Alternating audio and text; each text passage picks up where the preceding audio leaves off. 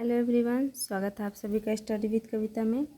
तो आज का हमारा टॉपिक है प्रयोग की परिभाषा कीजिए। किसी प्रयोग में दो चरों के बीच कारण कार्य संबंध की स्थापना के लिए किन प्रमाणों की आवश्यकता होती है, अथवा प्रयोग की अनिवार्य दशाएं कौन सी हैं। सामाजिक अनुसंधान में प्रयोगात्मक अभिकल्प की उपयोगिता की विवेचना कीजिए। तो ये इम्पोर्टेंट क्वेश्चन है गाइस, आप देख सकते हैं ये एग्ज़ाम में पूछा गया है, जो सिद्धार्थ यूनिवर्सिटी में पूछा है। तो अब हम इसका आंसर देखेंगे। किसी वैज्ञानिक जिज्ञासा के समाधान के लिए उससे संबंधित क्षेत्र में और अधिक आंकड़े एकत्र करने की आवश्यकता होती है।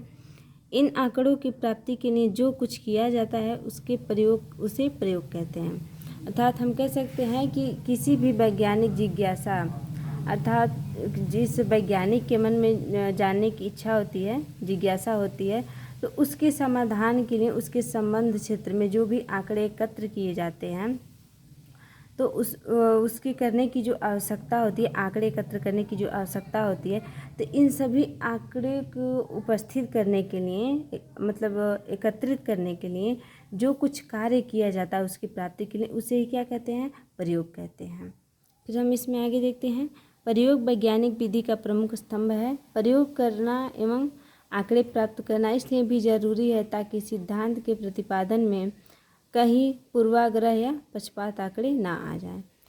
तो इसमें हम देखते हैं कि जो विज्ञान है वो वैज्ञानिक विधि का क्या है, प्रमुख स्तंभ माना गया है, क्योंकि जो विज्ञान है वो खोज पर ही क्या होता है, आधारित होता है। तो इसीलिए प्रयोग को वैज्ञानिक विधि का प्रमुख स्तंभ माना गया है। और प्रयोग करने के लिए जो आंकड़े प्राप्त करना इसलिए भी आवश्यक हो जाता है क्योंकि जो सिद्धांत के प्रतिपादन में कहीं पक्षपात ना हो जाए या गलत आंकड़े ना आ जाए, इसीलिए क्या होता है, प्रयोग का विशेष महत्व होता है। फिर हम इसमें आगे देखते हैं। किसी क्षेत्र के गहन अध्ययन एवं ज्ञान के लिए प्रयोग का बहुत महत्व है। प्राकृतिक एवं सामाजिक दोनों ही विज्ञानों में प्रयोग की महत्वपूर्ण भूमिका है। व्यवहारिक समस्या के समाधान में कम ज्ञात क्षेत्रों के अधिक जानकारी प्राप्त के लिए सैद्धांतिक मान्यताओं की जांच के लिए प्रयोग करने की ज़रूरत पड़ती रहती है। अर्थात जो शोध प्रक्रिया है वो मानव की समस्याओं को सुलझाने में कम, लेकिन जो क्षेत्र की होती है, मतलब जो क्षेत्र होता है उसकी अधिक जानकारी प्राप्त करने के लिए क्या होती है, सैद्धांतिक मान्यताओं की आवश्यकता होती है और इसकी जांच में क्या होता है, प्रयोग किया जाता है। फिर हम इसमें देखते हैं जहोद और उनके साथियों के द्वारा देखेंगे कि उनका इस पे क्या कहना है। तो प्रयोग परिकल्पना के परीक्षण की एक विधि है। अर्थात जहोदा और उनके जो साथी हैं वो 1959 में कहते हैं कि जो प्रयोग है वो परिकल्पना के परीक्षण की एक विधि है। फिर हम देखते हैं एल्बर्ट्स के अनुसार, जो 1972 में अपना राय दिए हैं। तो इनका देखते हैं हम। जब एक अनुसंधान समस्या के संबंध में एक अध्ययनकर्ता कुछ चरों पर नियंत्रण या प्रत्यक्ष प्रहसन स्थापित करता है, तब इस प्रकार की अनुसंधान प्रक्रिया को प्रायः एक प्रयोग कहा जाता है।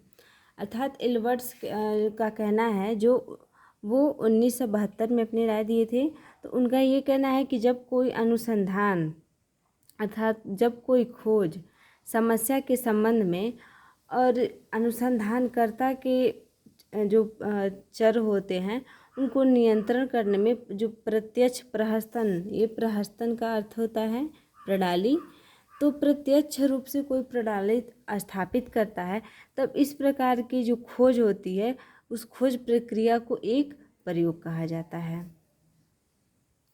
तो इसमें हम देखते हैं उपयुक्त परिभाषाओं के आधार पर प्रयोग को परिभाषित करते हुए कहा जा सकता है कि प्रयोग में चरों के योजना अनुसार घटा बढ़ाकर नियंत्रित दशाओं में निरीक्षण लेकर परिकल्पना को सत्य या असत्य सिद्ध करते हैं।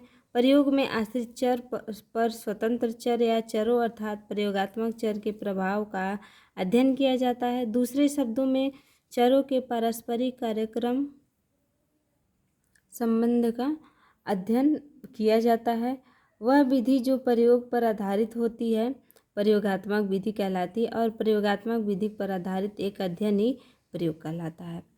अर्थात जो हमने जो परिभाषाएं पढ़ी हैं एल्बर्ट्स का और जहोदा और उनके साथियों का, तो बता रहा है कि इन प्रमुख जो परिभाषाएं हैं उसके आधार पे हम कह सकते हैं कि जो प्रयोग को परिभाषित करते समय जो कहा जाता है कि प्रयोग में चरों को अपने अपने अनुसार अर्थात अपने इच्छा के अनुसार उससे घटा बढ़ाकर उसे नियंत्रित दिशाओं में करके उसका निरीक्षण करके और उसके सत्यापन को सिद्ध किया जाता है, अर्थात वो सत्य है या असत्य है उसको सिद्ध किया जाता है। और प्रयोग पे जो आश्रित चर होते हैं वो स्वतंत्र हैं या चरों का जो प्रयोगात्मक चर है उसका प्रभाव किस प्रकार से अध्ययन में किया जाता है, दूसरे शब्दों में इसका संबंध कैसा है अध्ययन के लिए। तो वह विधि जो प्रयोग पर आधारित होती है वो क्या होती है, प्रयोगात्मक विधि कहलाती है। और उसी प्रयोगात्मक विधि पर आधारित एक अध्ययन ही क्या कहलाता है, प्रयोग कहलाता है। तो अब हम इसमें आगे देखते हैं। मनुष्य एक जिज्ञासु प्राणी है, उसने प्रकृति को समझन दिया है, जो कि समझने रहेगा, एवं अपनी समस्याओं के समाधान के लिए हमेशा प्रयास किया है। वह अज्ञात तथ्यों का पता लगाने की दिशा में निरंतर आगे बढ़ने की कोशिश करता रहता है। पहले उसने प्राकृतिक घटनाओं को एक और फिर से सामाजिक घटनाओं को समझने की कोशिश की है और निरंतर इन घटनाओं को समझने के लिए प्रयोग भी कर रहा है। किसी भी प्रयोग को करने के लिए निम्न दशाओं का होना आवश्यक होता है। तो इसमें हम क्या देखते हैं कि मनुष्य जो होता है वो जिज्ञासु प्राणी होता है, अर्थात उसमें हमेशा जानने की इच्छा उत्पन्न होती रहती है जब जन्म से लेकर मृत्यु तक। इसीलिए कहते हैं कि व्यक्ति कुछ न कुछ सीखता रहता है, अर्थात उसके अंदर कुछ न कुछ इच्छा आती रहती है कि ये कैसे है, ये कैसे हुआ।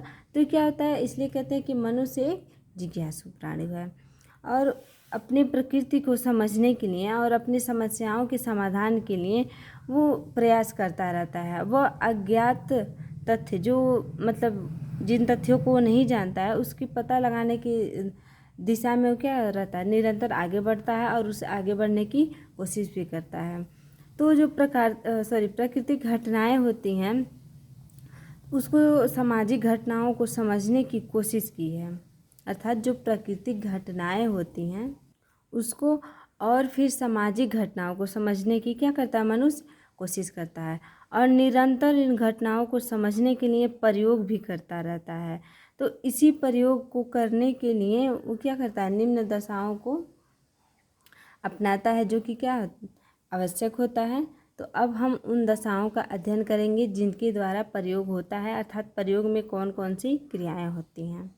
तो इसमें पहला हेडिंग हम देखेंगे। पहला हेडिंग है हमारा समस्या का चयन। इसमें हम देखते हैं किसी भी प्रयोग को करने से पहले आवश्यक है कि प्रयोग के लिए अनुसंधानकर्ता समस्या का चुनाव करे और समस्या को परिभाषित करते हुए कहा जा सकता है कि समाधान के लिए प्रस्तावित प्रश्न ही क्या है, समस्या है। और प्रयोगकर्ता समस्या चुनते समय यह विशेष रूप से ध्यान रखता है कि समस्या का समाधान प्रयोग करके हो सकता है या नहीं हो सकता है। तो पहले हेडिंग में हम देखते हैं कि जब किसी भी प्रयोग को अनुसंधान करता है तो उससे पहले ये आवश्यक होता है कि जो प्रयोग है उसके लिए वो समस्या का चुनाव करें और उस समस्या को परिभाषित करते हुए कहा जा सकता है कि जो समाधान है उसके लिए जो प्रश्न दिए जाते हैं वही क्या है, समस्या है। तो जो प्रयोग करता होता है वो समस्या को चुनते समय यह विशेष रूप से ध्यान देता है कि समस्या का समाधान वो प्रयोग करके कर सकता है या नहीं कर सकता, अर्थात वो अपनी प्रयोग के द्वारा उस समस्या का समाधान कर सकता है या नहीं कर सकता है। फिर हम इसमें दूसरा हेडिंग देखते हैं, समस्या से संबंधित साहित्य की समीक्षा। अब हम इसमें देखते हैं, समस्या का चयन करने के बाद प्रयोगकर्ता समस्या से संबंधित साहित्य का सर्वेक्षण करता है। प्रयोगकर्ता समस्या से संबंधित साहित्य का सर्वेक्षण करता है, ये 2 बार दे दिया है, आप देख सकते हैं बुक में, एक ही बार हम इसको पढ़ेंगे। और दिया है सर्वेक्षण करता है, सर्वेक्षण करते समय अनुसंधानकर्ता पुस्तकों और पुस्तकों और पत्र पत्रिकाओं आदि का अध्ययन करके वह जानने का प्रयास करता है कि उसकी अध्ययन समस्या से संबंधित किन किन विद्वानों ने कब और कैसे प्रयोग किया है और प्रयोग के बाद उन्हें क्या परिणाम प्राप्त हुए हैं। अर्थात इस हेडिंग में हम देखते हैं जो समस्या से संबंधित साहित्य की समीक्षा है, इसमें हम देखते हैं कि जो समस्या का चयन करने के बाद, जब पहले हेडिंग में हम पढ़े कि वो समस्या का चयन करता है जो शोध कर अनुसंधान करता होता है, और दूसरे में हम देखते हैं कि जब समस्या का चयन कर लेता है तो उसके बाद वो क्या प्रक्रिया करता है। तो इसमें हम देखते हैं कि जब समस्या का चयन प्रयोगकर्ता जो है कर लेता है तो उस समस्या से संबंधित जो है वो सर्वेक्षण करता है, अर्थात सर्वे करता है। उसको दूसरे वैज्ञानिकों के द्वारा जो दी गई परिभाषाएं होती हैं उसमें वो क्या करता है, ढूंढता है। और उस सर्वे मतलब करने समय, सर्वेक्षण करते समय वो अनुसंधान के पुस्तकों का और बहुत सारे पत्र पत्रिकाओं का क्या करता है, अध्ययन करता है और ये जानने का प्रयास करता है कि उसका जो अध्ययन हुआ है वो अध्ययन समस्या से संबंधित किन किन विद्वानों ने और कब कब कैसे प्रयोग किया है और प्रयोग के बाद उसका परिणाम क्या हुआ है। तो पत्र पत्रिकाओं और पुस्तकों के द्वारा ही जानने की कोशिश करता है। फिर हम देखेंगे तीसरा हेडिंग अपना, उद्देश्य और परिकल्पना का निर्माण।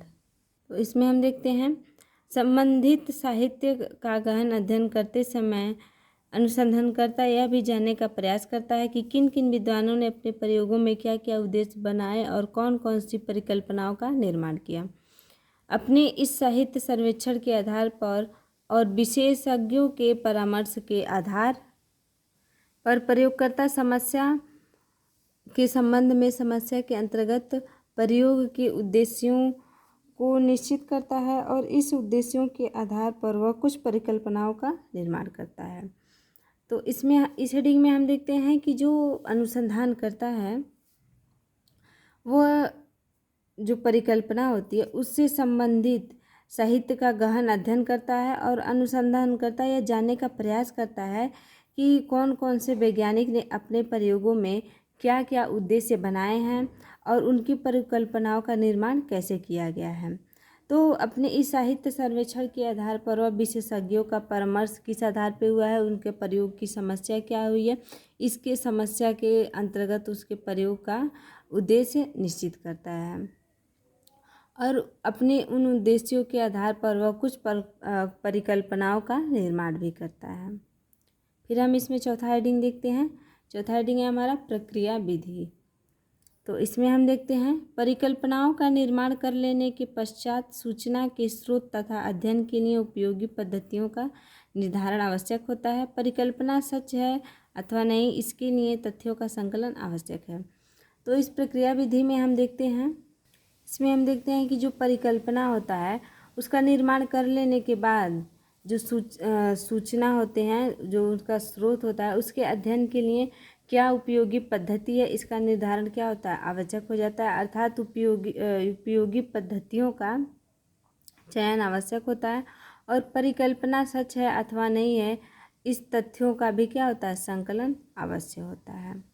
फिर हम इसमें अपना पांचवा हेडिंग देखते हैं, तथ्यों का निरीक्षण। अर्थात जो तथ्य आपने चुना है प्रक्रिया विधि में उसका निरीक्षण कैसे किया जाता है। तो इसमें देखते हैं कि पद्धतियों व प्रविधियों का चुनाव हो जाने के पश्चात वास्तविक प्रयोग उस समय आरंभ होता है जबकि तथ्यों का निरीक्षण व संकलन का काम शुरू किया जाता है। निरीक्षण के साथ साथ आलेखन भी चलता रहता है जिससे कि तथ्यों की प्रकृति अपरिवर्तित ना रहे। अर्थात हम इसमें देखते हैं प्रक्रिया विधि में जब हमने देखा कि जब परिकल्पनाओं का निर्माण करते हैं, तो इसमें हमने देखा कि जब परिकल्पनाओं का निर्माण हो जाता है तो उन पद्धतियों और प्रविधियों का चुनाव हो जाने के पश्चात वास्तविकता में प्रयोग उस समय आरंभ होता है कि जब तथ्यों का निरीक्षण और संकलन का काम शुरू हो जाता है। अर्थात शोध कार्य तभी शुरू होता है जब प्रक्रिया विधि में परिकल्पनाओं का निर्माण कर लिया जाता है। तो जब निरीक्षण और संकलन का काम शुरू किया जाता है तो वास्तविक में शोध कार्य आरंभ हो जाता है। और उसके साथ साथ जो है आलेखन का काम भी चलता रहता है, जिसे हम रिकॉर्डिंग कहते हैं, वो भी काम चलता रहता है, जिससे कि जो तथ्य होते हैं वो अपवर्तित ना हो, अर्थात उसकी सत्यता बनी रहे। फिर हम इसमें अपना नेक्स्ट हेडिंग देखेंगे, वर्गीकरण करना। तथ्यों का संकलन कर लेने के पश्चात उनके प्रयोगों के लिए वास्तव में उपयोगी बनाने के लिए निश्चित क्रमों तथा श्रेणियों में वर्गीकृत करना होता है। वर्गीकरण विषय से संबंध अनेक अस्पष्ट पक्षों को स्पष्ट करता है, क्योंकि इसके द्वारा बिखरे हुए असंबद्ध तथ्यों का ढेर न केवल कम हो जाता है, अपितु निश्चित क्रमों के सच जाने के फलस्वरूप इन्हें एक वैज्ञानिक स्वरूप प्राप्त हो जाता है। तो इसमें हम देखते हैं, जैसे हमने पढ़ा 5वें हेडिंग में हमने पढ़ा है कि तथ्यों का निरीक्षण होता है, अर्थात जब परिकल्पना के दौरान तथ्य मिल जाते हैं तो उनका निरीक्षण होता है। और अब हम इसमें पढ़ेंगे जो तथ्य निरीक्षण हो गए हैं उनका वर्गीकरण कैसे होगा।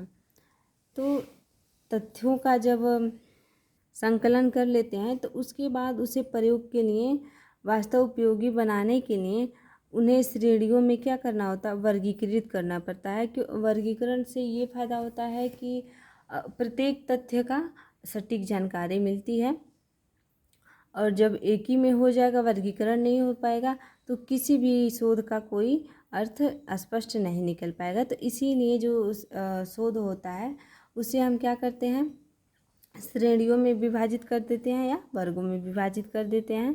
तो वर्गीकरण का जो विषय होता है उसके संबंध में क्या होता है, अनेक अस्पष्ट पक्षों को स्पष्ट करता है, क्योंकि इसके द्वारा जो होते हैं जो बिखरे हुए तथ्य होते हैं वो कम हो जाते हैं, और जो तथ्यों की क्या होती है, सत्यता बनी रहती है। तो उन्हें क्या कहते हैं, एक वैज्ञानिक रूप प्राप्त हो जाता है। अब हम इसमें अपना नेक्स्ट हेडिंग देखते हैं, नेक्स्ट और लास्ट हेडिंग, निष्कर्षीकरण एवं नियमों का प्रतिपादन। अर्थात जब सारे खोज हो जाते हैं क्रमबद्ध, तो लास्ट में उसका निष्कर्ष निकलता है, अर्थात फल मिलता है कि जो शोध हुआ है उसका क्या मतलब है, अर्थात उसका क्या निष्कर्ष निकला है। तो इसलिए इस हेडिंग का नाम दिया गया है निष्कर्षीकरण एवं नियमों का प्रतिपादन। तो इसमें हम देखते हैं, प्रयोग का अंतिम चरण निष्कर्षीकरण एवं नियमों का प्रतिपादन करना है, जो कि तथ्यों के वर्गीकरण व विश्लेषण के पश्चात संभव होता है। इसी स्तर पर यह निश्चित रूप से मालूम हो जाता है कि परिकल्पना सही है या गलत है। उससे ज्ञान की वृद्धि व विज्ञान की समृद्धि संभव है।